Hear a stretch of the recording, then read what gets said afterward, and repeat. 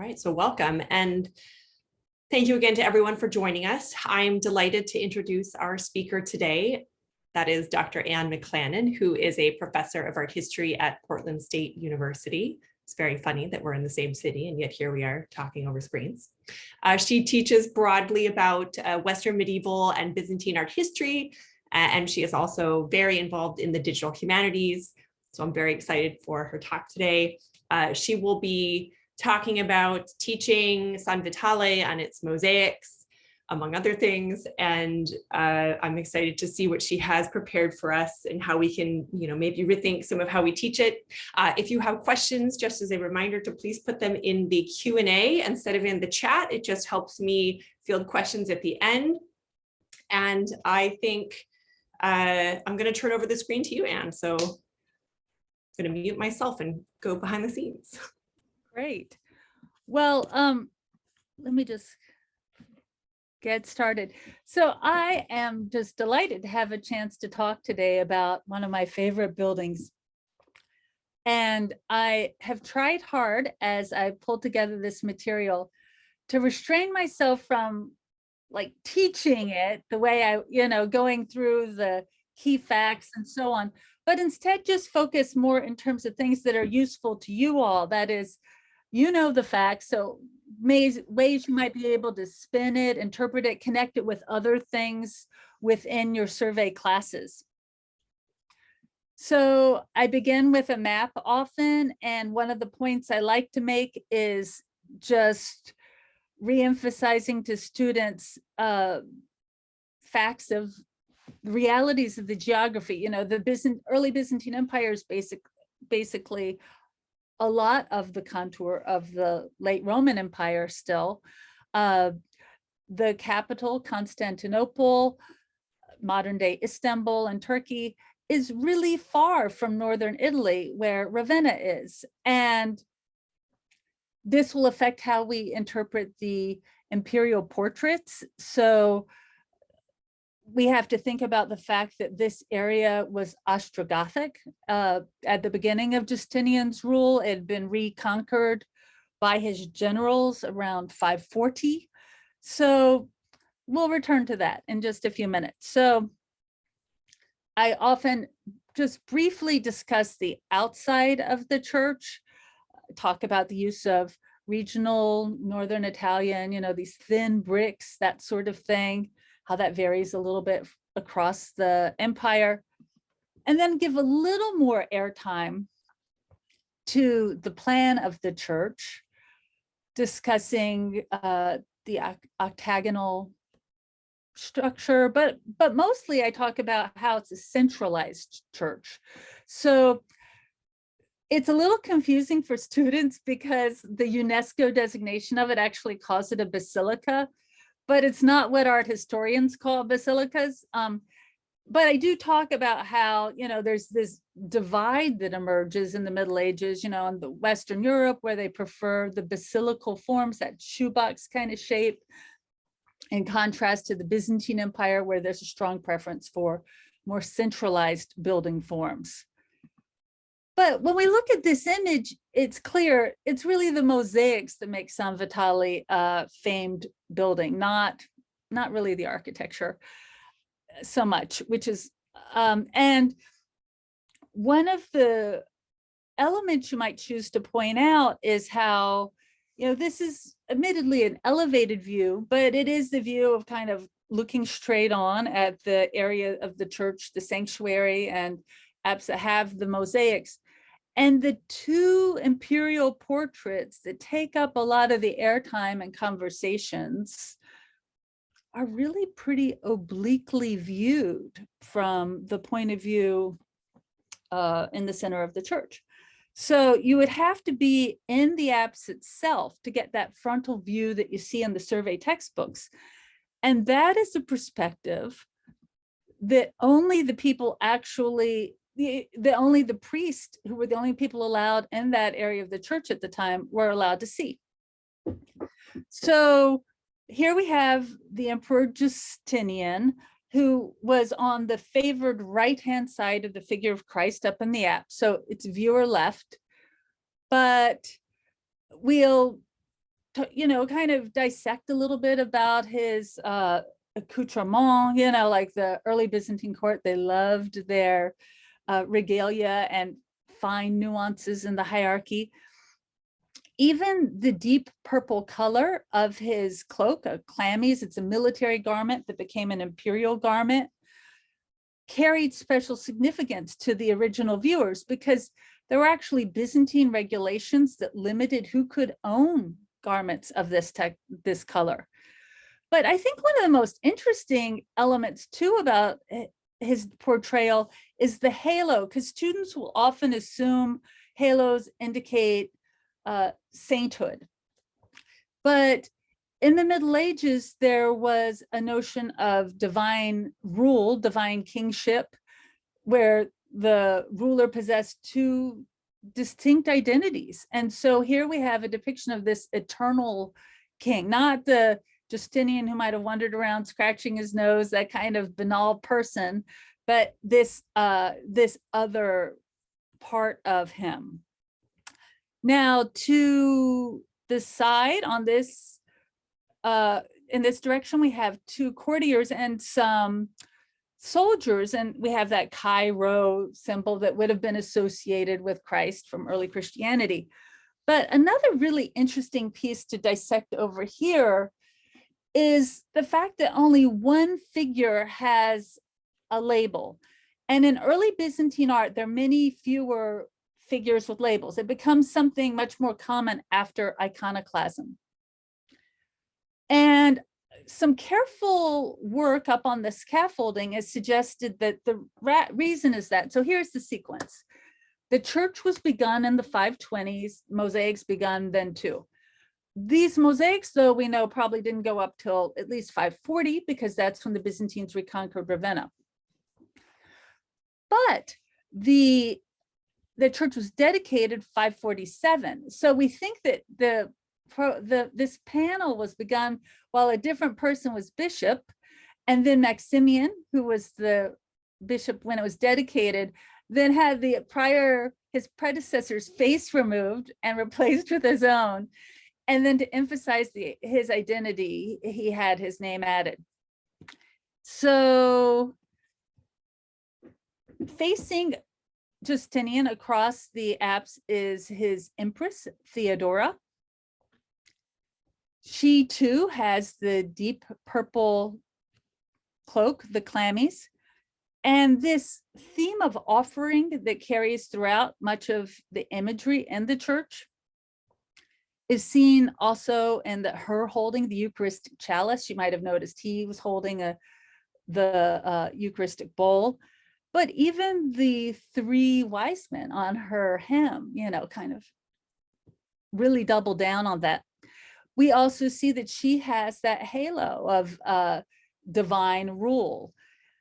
So to her left is an array of female courtiers with this fantastic range of patterning on their garments, which speaks to the really active international trade in textiles, that's happening somewhat at this time, continues throughout the Middle Ages. One text suggests that Theodora masterminded a scheme to steal silkworms and started domestic production of silk. So clearly it mattered. But you notice the rich textiles even in the context around them. Now to her right, we have two figures who are a requisite part of the female court. These are eunuchs. This can be a really interesting topic to kind of explore issues of gender. There's some Byzantine texts that suggest eunuchs were viewed as a distinct third gender. Others that talk about them more as a variant of masculinity.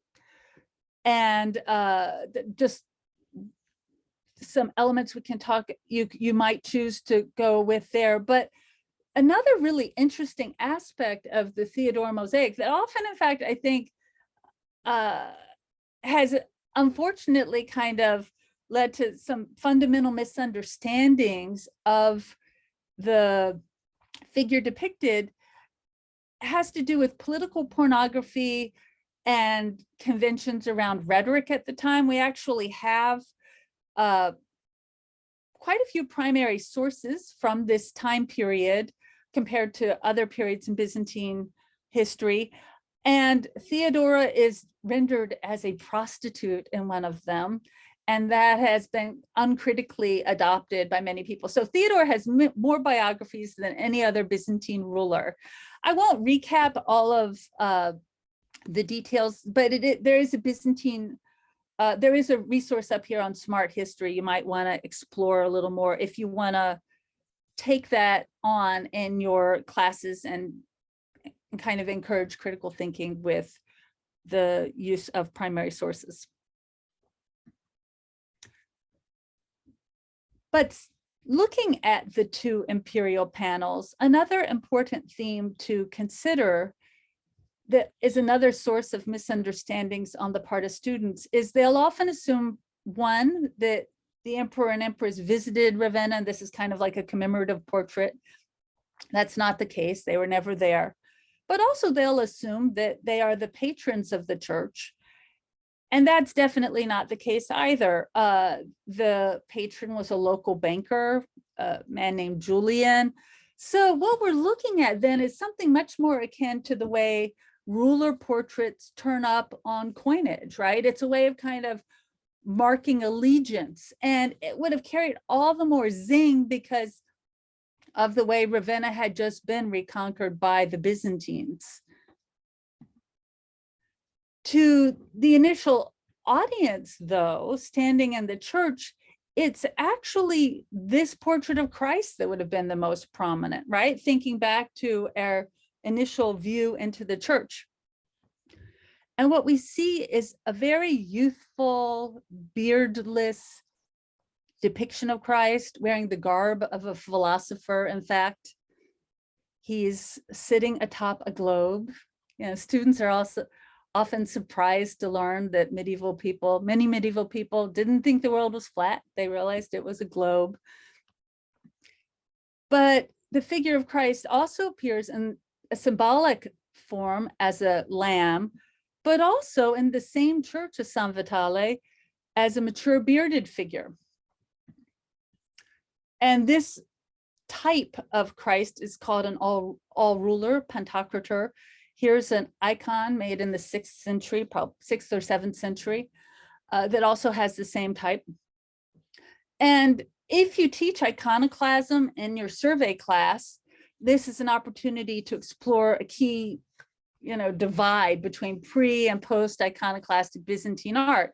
Because before iconoclasm, there's a real multiplicity of ways of depicting an individual holy figure.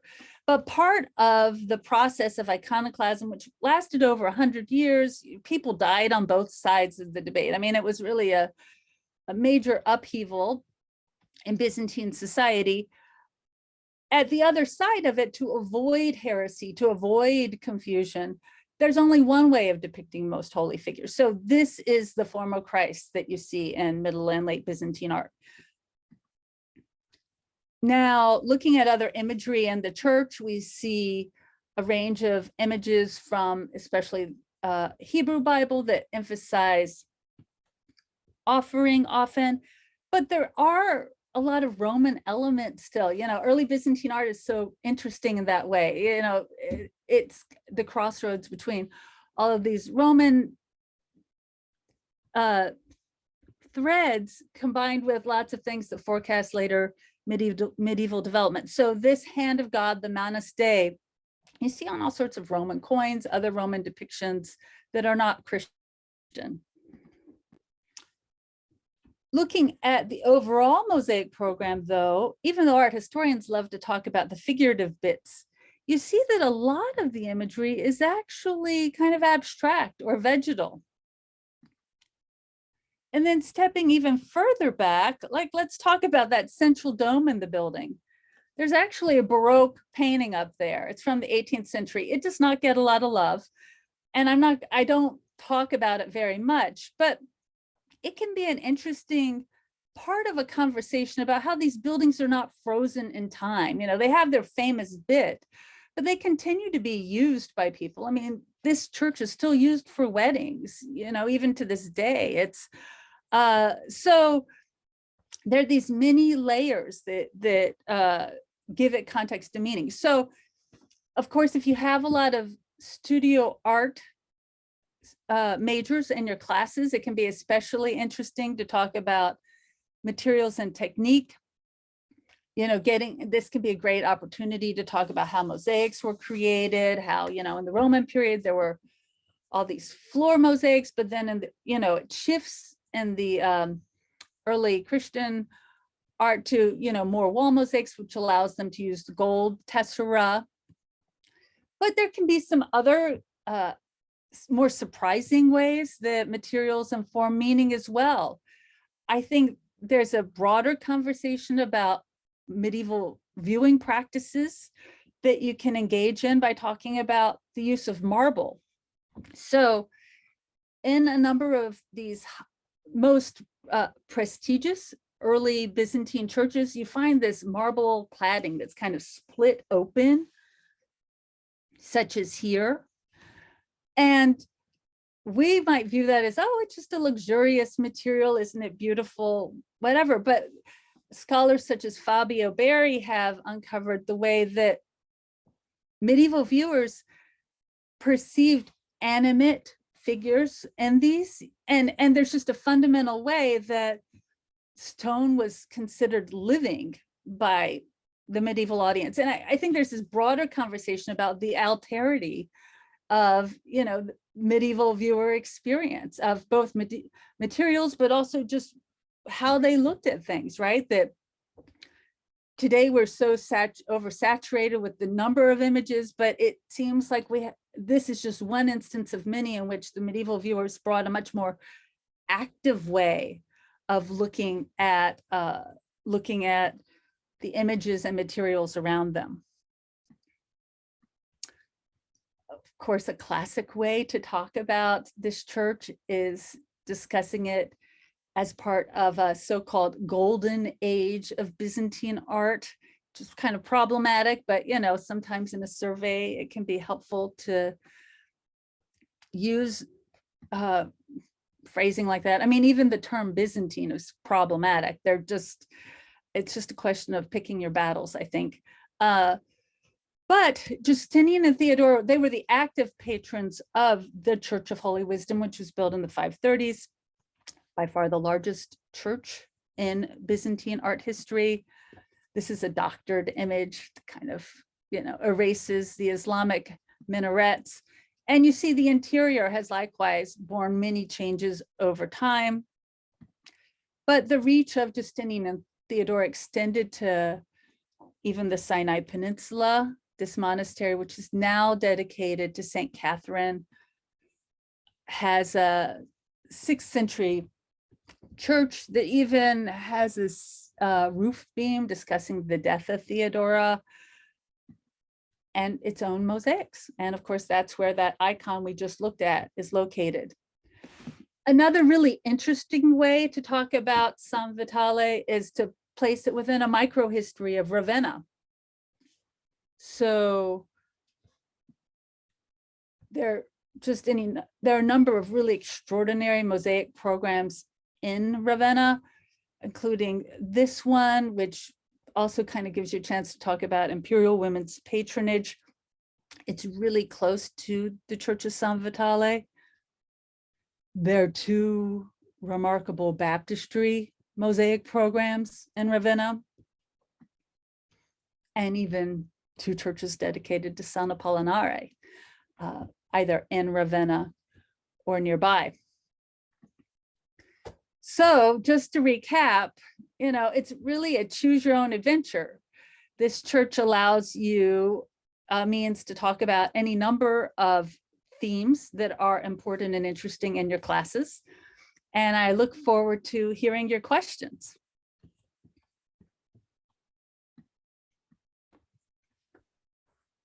Right. Thank you, Anne. Let me add myself here. Thank you so much. That was wonderful. I I myself have so many questions, but I will refrain from asking them all and encourage those who are here to ask questions. And I have a couple that have been sent to me from the side. The first question is, could you discuss more the idea of the material, the stone and glass, and how this might have been kind of activated by the medieval viewer, which was also a question that I had. Oh, that's a great question. So, what, and there's so many layers to that. So, for example, in Greek, there are a lot more words that talk about reflectivity. And so even words that get translated as color terms are really more about the quality of light. So for example, even going back to Homeric Greek, right? That term that gets translated as wine dark sea, like it's not about the color. I mean, that doesn't even make sense, right? It's not like the Mediterranean is dark red. It's that lush, it's the way water reflects light. So there's an argument to be made that the Byzantine use of gold, of these rich colors, is much more about this preoccupation with qualities of light. And so you'll see that, for example, the way the tessera are actually set, when they're not reconstructed, but they have the original setting, is they're set so they're all these slightly different angles. So it's an incredibly vivid and alive surface that, and as you move, it becomes even more so. And of course, if you experience it different times of day, it's an entirely different place that you're experiencing and that you're seeing. And so I think there's that way that, when you shift to the wall mosaics and you have luxurious gold mosaics, there's an intensity and a variety to the experience that it's really hard to kind of get at by looking at static images. But I do think it's also interesting to kind of layer that into an understanding of the marbles, which I had to bring in because I do think there's this way art historians have often just seen that as, oh, that's just background. And it's a very active part of the experience. People are that's the part that you are relating to at your level in the church, right? And then you're kind of looking up and it's more removed to see the mosaics around you. I would also say that, for example, when we talk about Byzantine icons, there's a lot of evidence of wear that shows they were picked up, they were kissed. There was a lot of very direct engagement with them.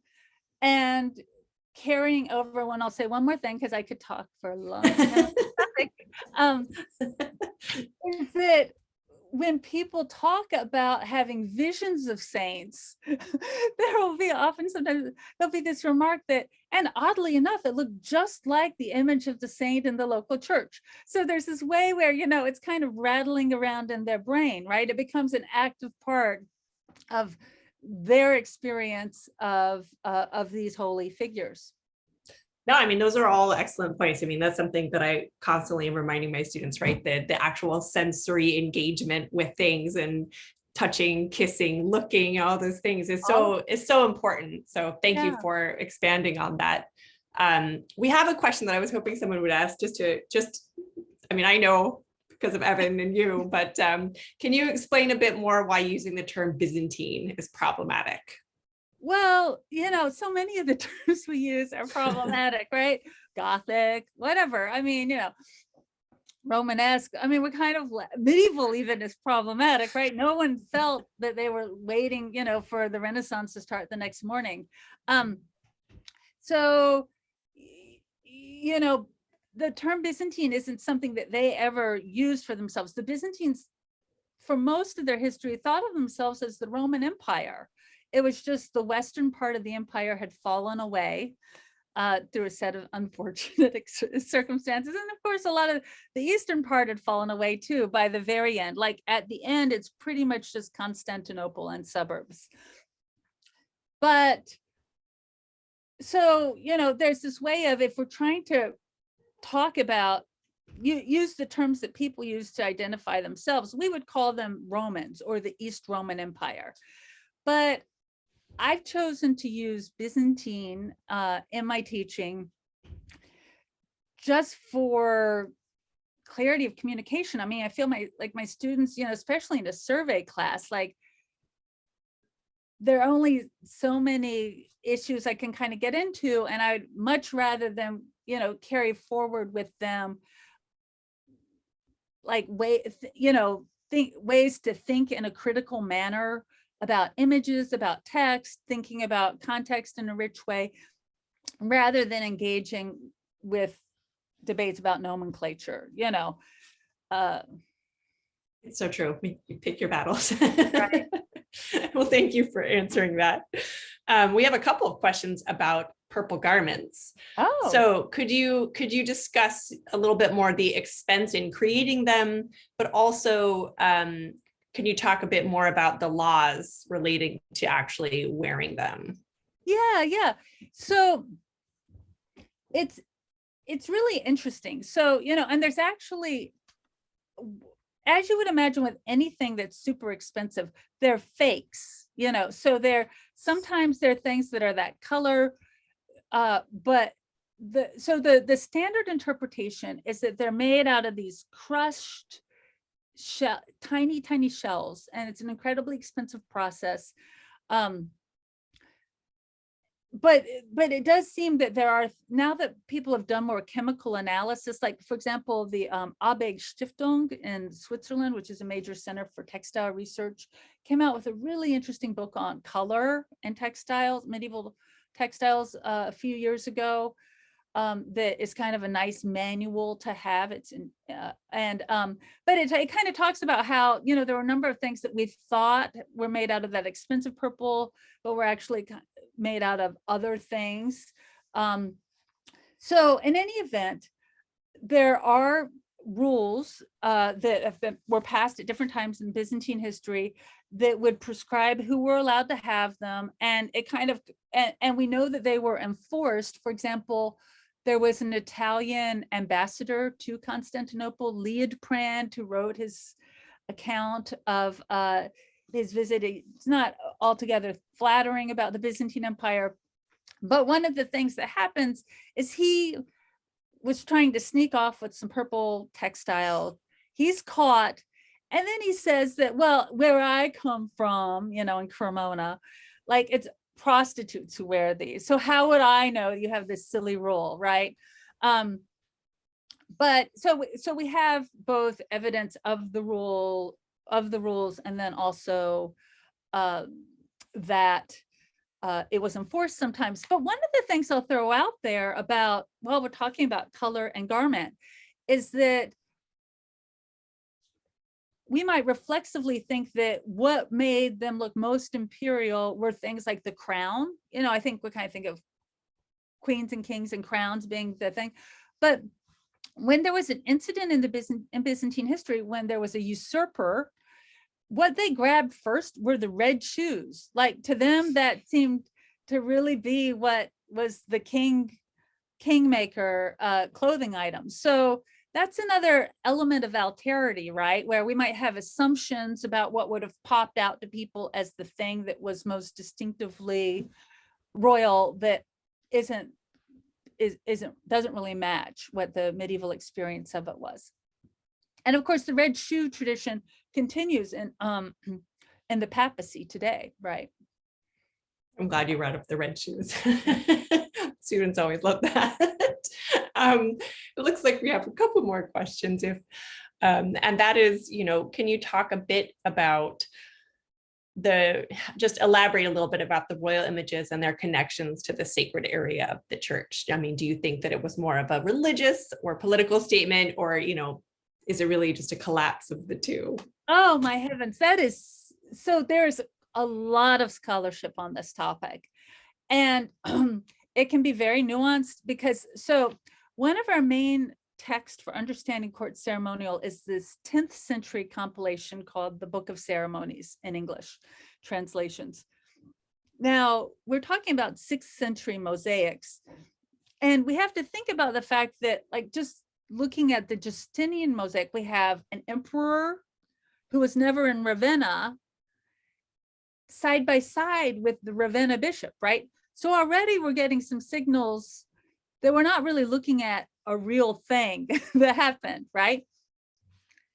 But it's reasonable to think, because we know that Byzantine ceremonial involves lots of processionals, that we are, and there's spatial clues. For example, Justinian is depicted against a more plain background, whereas Theodora and her entourage are depicted, there's a fountain, there drapes, so they seem to be in a different place.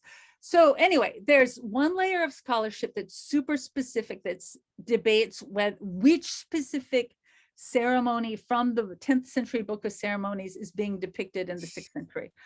As you may gather from my tone, that doesn't seem compelling to me. I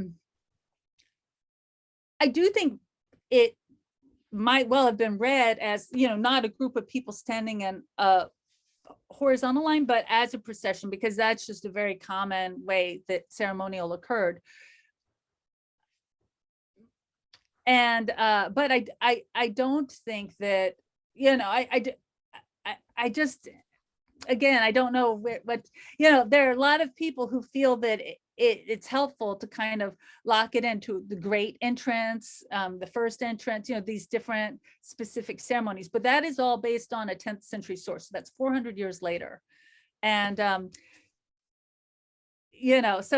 it's also kind of like, I almost feel like it's a little bit of a temperament issue, right? So there's also this issue of, to what extent do you identify members of the entourage as portraits? So you can go through Procopius.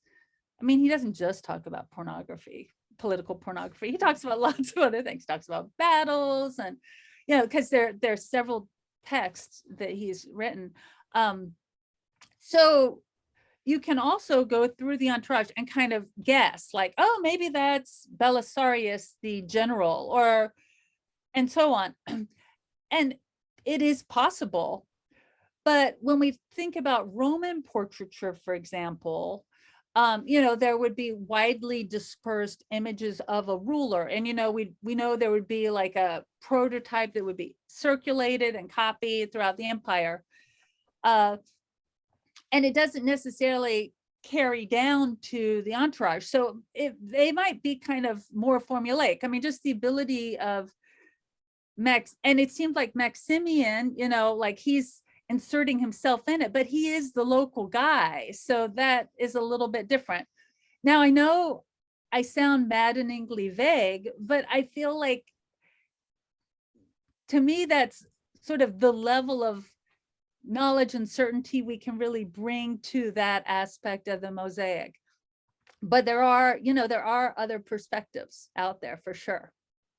No, I mean, I think it's a good cautionary point, and a good one to remind our students of, that just because figures look individualized doesn't necessarily mean that it has to be a portrait, right? Mm-hmm. That we can look at these artistic conventions, and that transcends talking about, Ravenna and these particular images. So that, I mean, that's a good, it's always a good reminder. Well, even details, for example, like when Roman men, have that little bit of a stubble. I mean, that's part of a rhetoric of, they work so hard, they don't have time to shave, or, so even things like that we, again, might assume are individual idiosyncrasies could have specific rhetorical valence.